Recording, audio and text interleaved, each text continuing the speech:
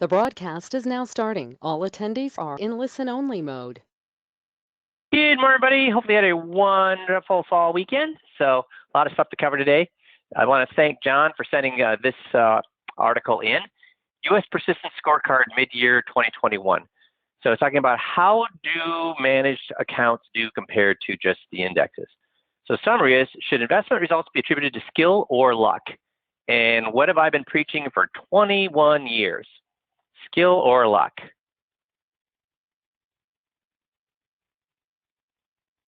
Skill or luck? That's right, luck. Why? If you have a skilled manager that consistently beats the market, what should the minimum client size be? 50 million at least. At least 50 million. Because here's the thing, guys. If you can beat the market, for example, BlackRock, one of the biggest money managers out there, did they beat the market? In fact, how many hedge fund managers, which is where all the big money go, how many hedge fund managers beat the market over the last 10 years, in the previous 10 years? In the previous 10 years? Zero, right. So when a guy tells me that his money manager is going to beat the market, we know he's 100% what? Should he be advising clients if he thinks his money manager is going to beat the market? Should he be in this?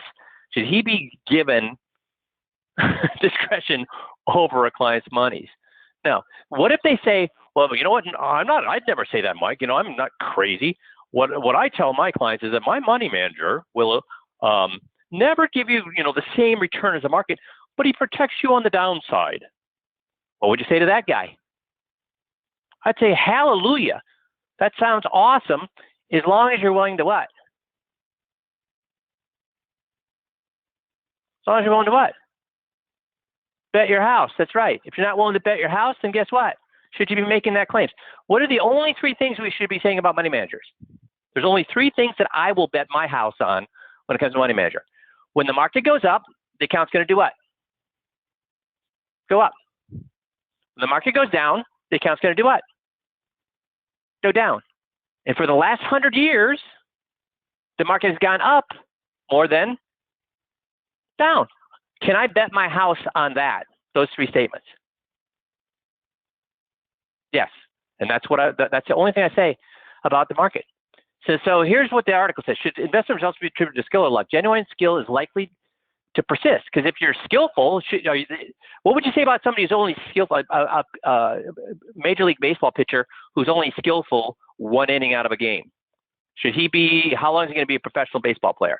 He's only skillful one inning a game. Gone, right? So skill is supposed to persist.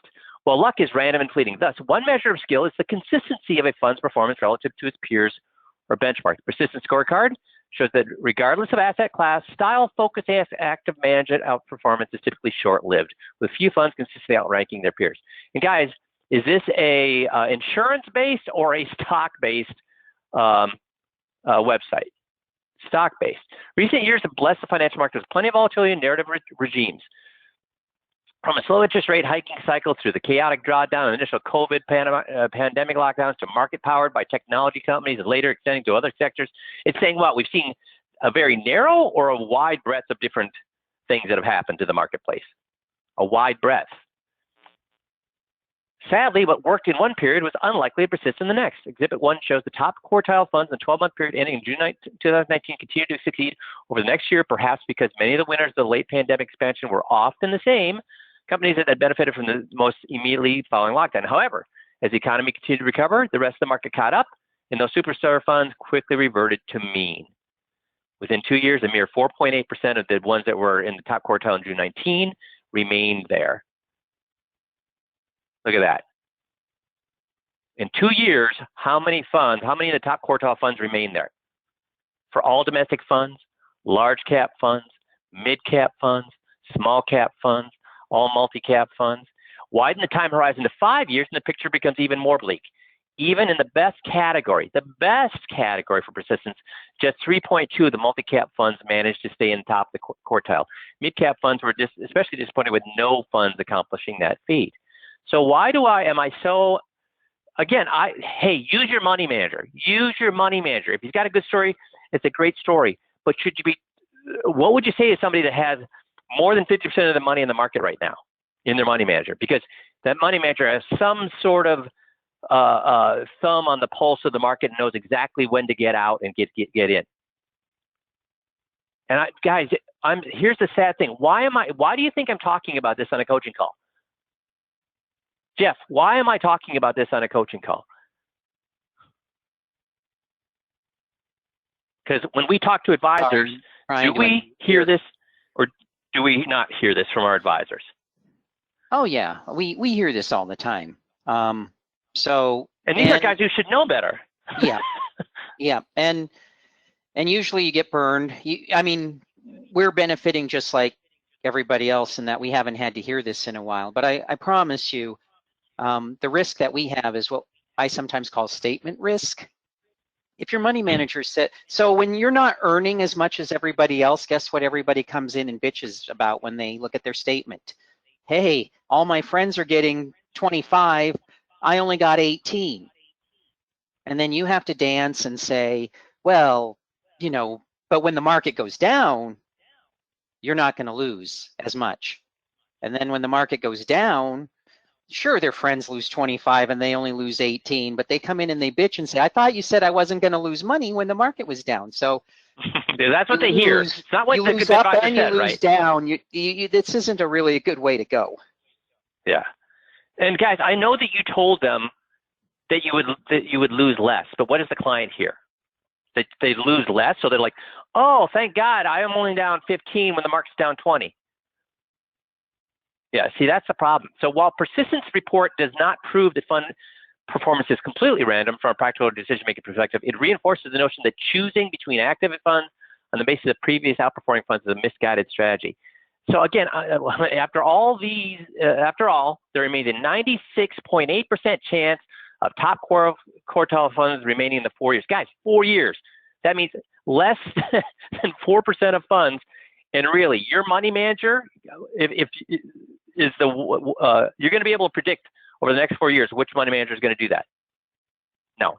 So I'm okay with money management as long as you are doing what? Hedging your bets. 50-50, 40-60, 60-40. But I am finding more and more advisors doing what? Moving towards having more money in investments. And here's what I hear them say. Well, you know, I go to my client and I tell them that we should have more in safe, and the client says they want money in the market. Guys, if that's what an advisor tells me, does that sound like an advisor or a sales or order taker, a salesman? Is that an advisor or an order taker, a salesman that says, my client says they want to have more money in the market?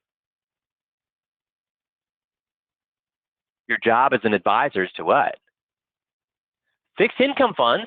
Hey, you know what? It's not stock funds. Fixed income funds showed similar results to equities, with pockets of 1 year persistence decaying over longer periods of time. 8 out of 13 categories considered no top quartile funds from June 2017 remained there in 2021. So is bonds any better? And again, this is not an anti-stock site. This is an equity-based site, and they're saying, dudes, be careful about what you're recommending. And this is just out from November 3rd. Legendary investor Jeremy Grantham says U.S. stocks are in a magnificent bubble, even crazier than 1929. Here's and then he says Jeremy Grantham, legendary investor, pioneer of index fund investing, has added his voice to a chorus of financial wizards who expect today's runaway stock market to hit a wall soon. They don't, they're not saying it'll hit a wall in November 17th. No, they're saying soon. Grantham recently told CNBC that equities in the U.S. is a magnificent bubble, larger even than those in 1929 and 2000. Guys, how can your money manager get out before everybody else? Don't worry. I'm going to get your clients out of the market before everybody else. Guys, can anybody get out of the market before everybody else? Only if you do it what? Before everybody else. And remember, we've looked over and over and over the last 3 years. Are your clients punished for getting out 2 years early and into FIAs? 1 year early? No. Guys, get out now. Not all of the market. Don't get out of the whole market. Get back to where you should be, which is a 50-50, 40, 60-60, 40, okay? Please, please, please don't do it after it's too late. Want to revisit our USP. Increase your income by 20, because I'm going to give you a great little story you can use when somebody says, well, how do you do that? Because that's what they're going to say, right? When you do this, you're going to say, how do you do that? And you say, well, I'm not going to tell you, but come in and see me, and then I'll tell you. Can you answer that way when somebody's, how does you do that? So I can increase your income by 25% or more, and your risk doesn't go up, which you would expect it to if you're drawing out more. It goes down. I mean, it's the opposite of what you think would happen, and you don't need to move a single cent of your investments. It's all done by using one or more or three techniques that we used in the last 3 years. And they're going to obviously say, what? Well, how do you do that? Well, we're coming up on Thanksgiving, so I thought I'd give you a Thanksgiving analogies. First of all, will they say, how do you do that? How many people, what percentage of people do you think, well, how do you do that? If they're retired, what percentage of people do you think are going to say that? High percentage or a low percentage? Yeah, virtually everybody will. And if you say, well, I'm not going to tell you unless you come in, that's going to do what to the conversation? Not go well. So here's a great little analogy. There's been a ton of, so how do you do that? Well, there's been a ton of research over the last few years in a bunch of different areas of life. For example, in weight loss, it found that if you have two identical Thanksgiving tables, one with, with turkey, stuffing, cranberries, potatoes, gravy, bread, the whole meal, that research has shown that the order in which you eat each of those foods has a big effect. Eat it in one order and you lose weight. Eat in a different order and you'll gain weight. So does that make sense? Well, they found the same thing when it comes to your retirement income. If you have two portfolios with stocks, bonds, mutual funds, IRAs, Roth IRAs, everything, etc., new research has shown that drawing it out in the right order will increase your income by 25% or more and reduce your chance of running out of money. And the research has shown that most advisors recommend the wrong way. For example, the 4% rule is a poor way to pull money out for both risk and income purposes. A lot of this is outlined in a 44-page report by the American Institute of Economic Research and a few other academic research papers. I'd be happy to send them to you, but you know what most people are interested in? They don't want to read a 44-page document written by economists. They would just instead prefer to see how it would work for them.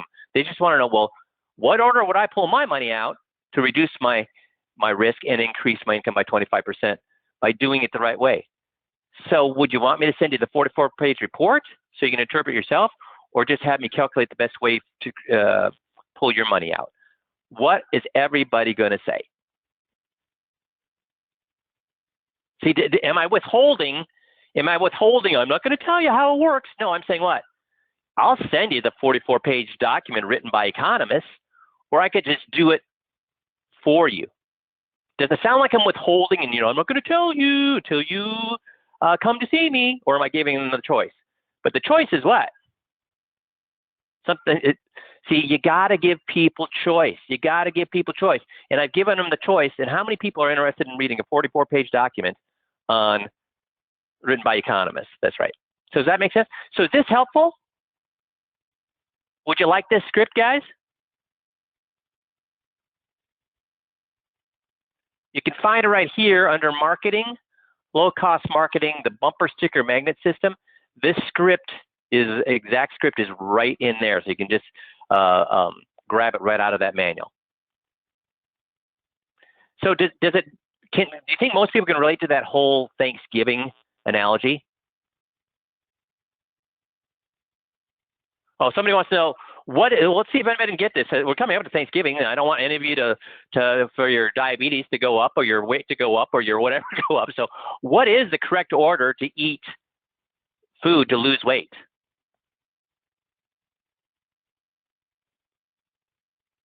What should you eat first? First of all, what should you drink first to lose weight? Yep, big glass of water. And does that work to drink? Is there research showing that if you drink water before your meal, you will lose weight? And then what do you want to eat after that? Fruit and vegetables. Why? More important, because it's full of what? fruit and vegetables, because I don't mean to turn this into nutrition. Well, it's full of nutrients, but that's not what's going to help you lose weight. That's right, Bruce, fiber. So water and fiber, what's that going to do to your belly? Now, how many people drink water and eat all the vegetables and fruit first? What do they go for? Potatoes and gravy and meat, right? Carbs and meat, that's right. Carbs and meat are going to make it so. There has been research that has shown that very thing. So are we correct when we say there's been research in the order you eat your food will determine whether you gain weight or lose weight? Are we 100% correct on that? Yes. Has there been research that we've given you that has shown that the order in which you pull out the money is going to determine how much you can pull out, that you can pull out more and reduce your risk? Yes. So you have both of those. But do you see how it's just like we do with the 21-point checklist? Can everybody relate to Thanksgiving meals? See, our analogy should always be about something where everybody can relate to it. And that's why we use that as the analogy. Make sense?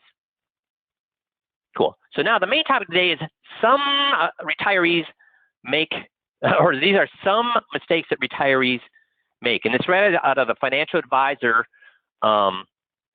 article called More Mistakes of Retirees.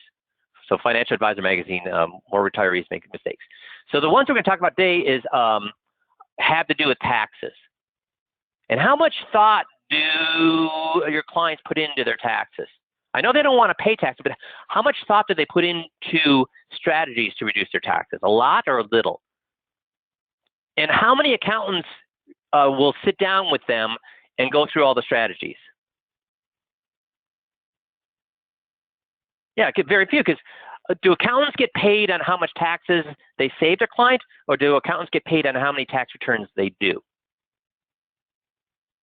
So they're not, and if they sat down and gave their client a strategy, that's going to speed things up or slow things down. Yeah. So we're going to let's talk about IRA distributions. Here's an example that was given in that article. So there's a client in their mid-60s, and they were living off the early retirement buyout. Do we see, in fact, remember, some of you have heard that about Fred and what he's doing with AT&T people and their buyouts. Are there entities right now pushing their full-time clients out so they don't have to pay them benefits? Are there people getting pushed out and getting early buyouts? Yes, tons. So this is an example of one. So he's living off the early retirement buyout, and then he needed money for a vacation cruise. So guess where he pulled the money from? Yeah, from his IRA or 401k. So instead of taking a bigger draw from his early retirement, sure, he'd run out of that money a little sooner, but he'd also be a little bit older and et cetera. But instead of doing that, he pulled from the IRA. And guess what happened? So the everyday bills were covered by his buyout and Social Security. So what harm he thought could come from drawing a little bit out of the IRA? Well, because he did that, what happened to his Social Security? It was taxed at the 40% level. And how many of you have done a Social Security taxation report for your clients, showing them that where they pull their money from can have a huge effect on the amount of tax they pay? And see, these are the kind of things that tell you that you're an expert. That you're an expert. Yeah, Mark, we're going to get to that in a second. You're right. Now, guess when I did my mock tax returns? Those of you who've been with us a long time have heard me say this. Probably haven't said it for a long time, but when did I do my mock tax returns for my prospects? I did the 21-point checklist on the weekends. When did I do the mock tax return? Ah, Tom's got it. Nick's got it. Right in front of them at the first meeting. I pulled out my calculator. I pulled out a 1040. I pulled out a Social Security worksheet, and then I looked at their tax return, and I filled out the mock tax for 1040 right in front of them, calculated the tax of Social Security, and said, I could save you, looks like about $4,200 in taxes. Right in front of them. And guess how long, because I was an expert, because I'd done 100 of those, guess how long it took me to do it right in front of them with a pen and paper and a calculator and a worksheet? Yeah, a minute, like less than 5 minutes. And what did it tell them about me?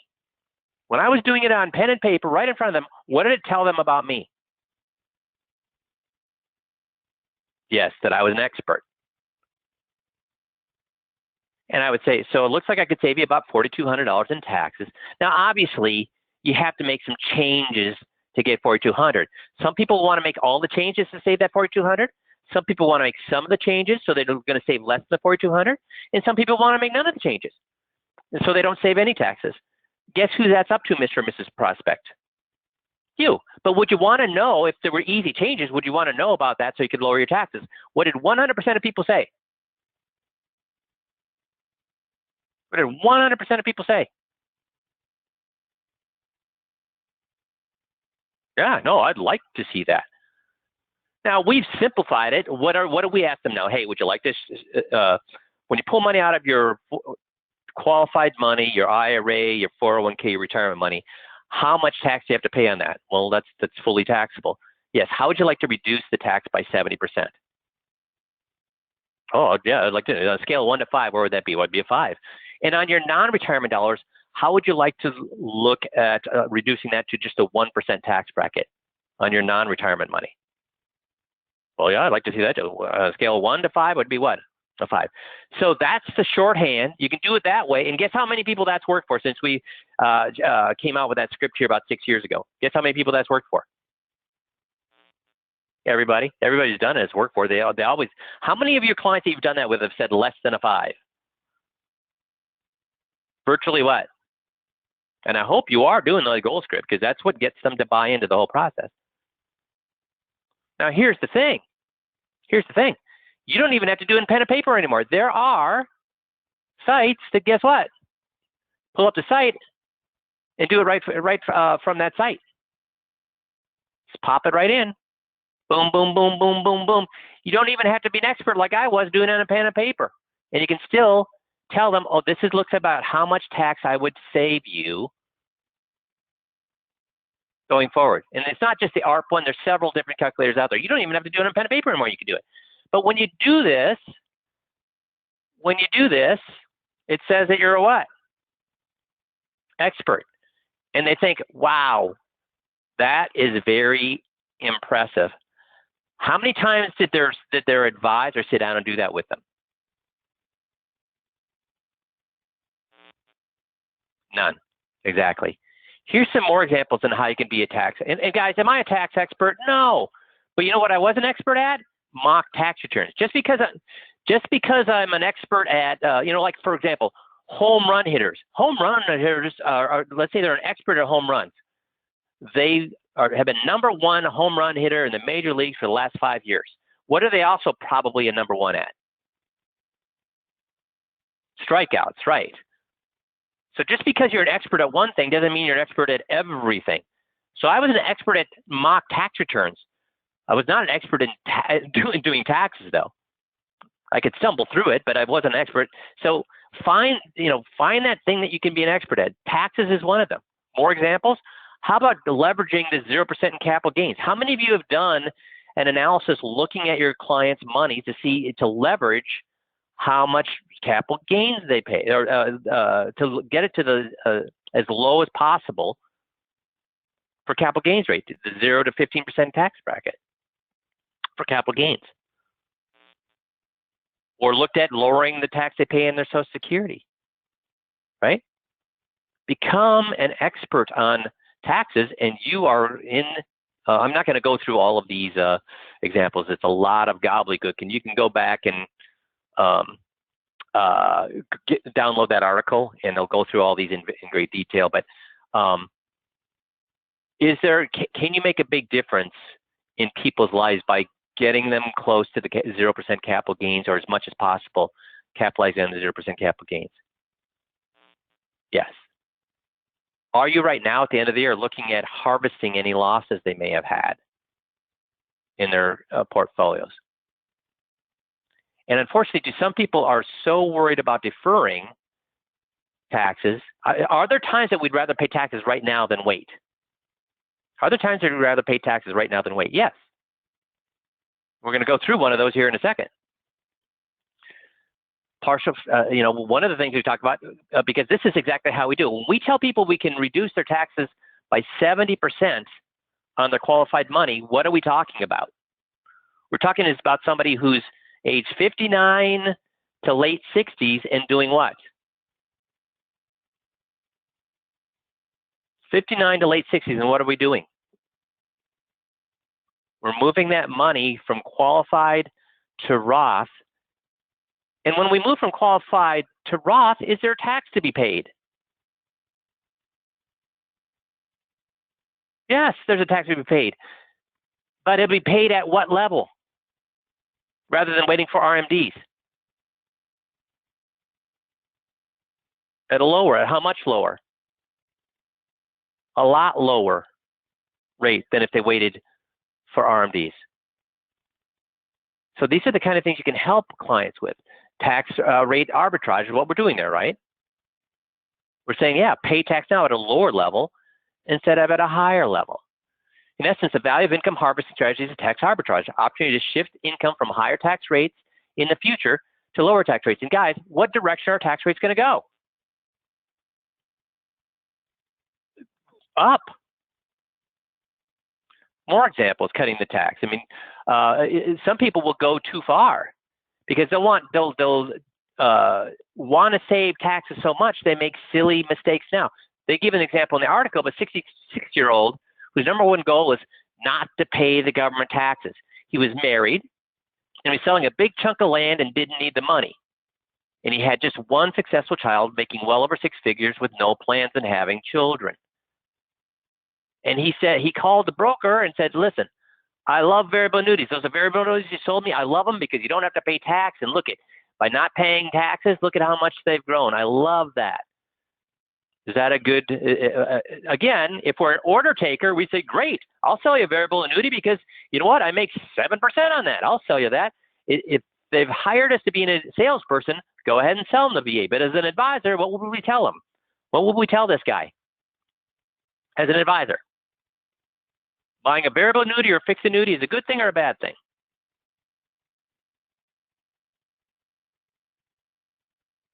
Good thing or a bad thing, guys? Well, I would ask them these 3 questions. And you guys should have these 3 questions memorized.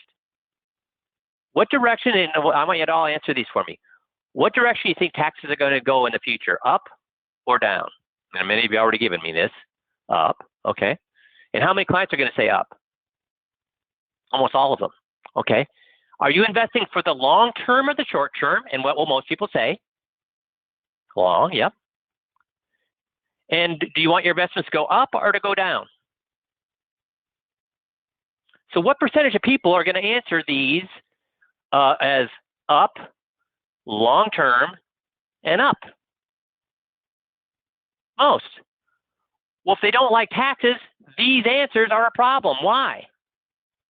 Because taxes are going to go up in the future, which means if you wait to pay taxes, you're going to what? Pay more.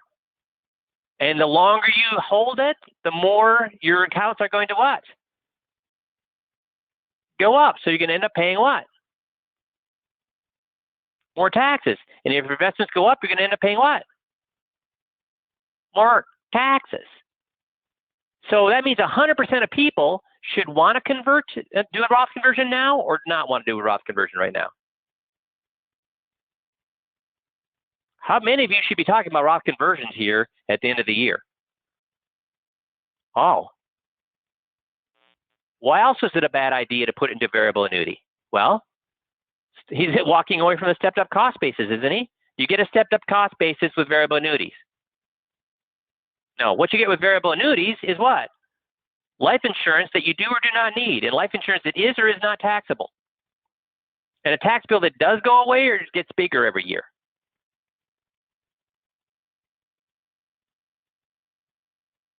So this is a case that we would maybe not recommend that they put that extra money in what? They still should be at a 50-50 FIA equity. They should still be at a 60-40, 40-60 equity, but we should move some of their what money into FIAs. Their qualified money, and some of their equity money should be used to buy that lump sum, because the equities will be what? What kind of a basis will they get on the equities?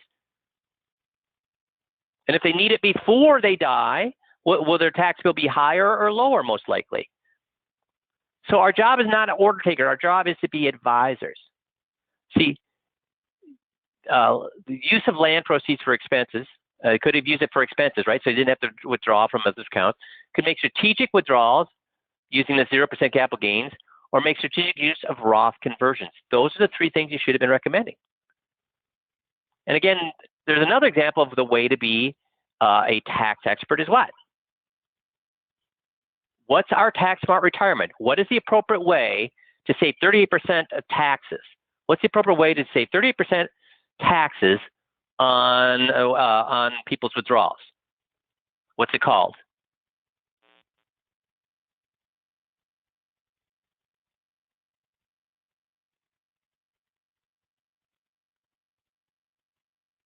Nobody knows? Guess what everybody should go back and do? If you don't know, you need to go back and watch the what? It's not the sale. It's not the sale. Nope, nope, nope, nope, nope.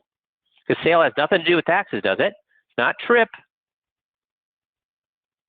So the reason it's great for you guys to be on a Monday calls is why? You all have, through the 5Q system, you've forgotten more than most of your competitors have ever learned. Because are we constantly giving you new tools to use? Yes. And are we giving you way more tools than any other FMO out there or BD out there to use? Yes. But because of that, that's a two-edged sword. Because of that, that means what we showed you 6 months ago, we have to re-show you 6 months later. Why? And Missy can validate this. There are things that I've created that I rediscover 5 years later. I'm like, whoa, I forgot all about that.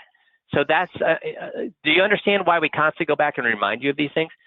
Please, please, please go back, watch this video. It's an hour of your time, but it will, again, make you a tax expert much more so than any of your competitors. And do people want to talk to tax experts when they're at when you're at a cocktail party, baseball game, you're at a kid's basketball game? Do people bitch about taxes? And if you have some keywords and tricky phrases that you can use, will that get them to say, oh, how do you do that? Could you look at doing that for me? See, if you're telling them that I am an expert. And an expert is what? It's the same thing as unique selling proposition. It's something that you do well, that they want, that the competitors are what? That your competitors are what? Or their current advisor is what? Something they want, that you do well, that's right, Mark, that their current advisor is not doing. And how many of these things we talked about today our clients or our competitors doing? None. So you do not need to be a tax expert, but you got to be an expert on something, okay? You got to be an expert on something, because if you're not an expert on something, all you're saying is, look, I can help you, and I can help you. And guess in this today's environment, what are they saying? I don't need any help, because why? My investments are going up, man. I don't need any help right now. So if you're just going to sit around twiddling your thumbs waiting for the market to go down, do we know the market is going to go down? But do we know if it's going to go down now, 3 months from now, 6 months from now, or a year from now? We have no clue. We know it's going to go down, but you want to be sitting there twiddling your thumbs. And the great thing about being a tax expert, as just one example of expertise, because you can be an income expert, you can be a tax expert, you can be both. But by being that expert, it works when? When does being an income expert work? When the market's up, down, when interest rates are up or down, when the economy is up or down. How about being a tax expert? When the market's up or down, interest rates are up or down, the economy's up or down. See, these are the kind of things that we preach with the 29-point checklist. It does not matter what's happening in the current environment. They work. And if all you're going to do is sell better investments, the only time selling better investments is going to work is when what? The times that the market is down, okay? So become an expert on something, whether it's taxes, whether it's our USP with income, whether it's a 21-point checklist expert, become an expert on something.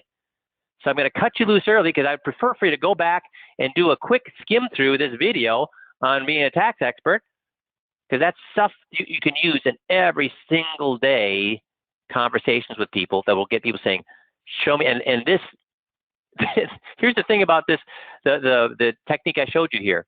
You're going to slap yourself upside the head and say, that's the easiest thing in the world. I don't even need to be an expert to do that. It's simple math that a sixth grader could do, okay? Make sense? Nope, not clear. It has nothing to do with, this has nothing to do with any software. It's simple math you can do with a $3 calculator. Make sense? Why am I not telling you what it is?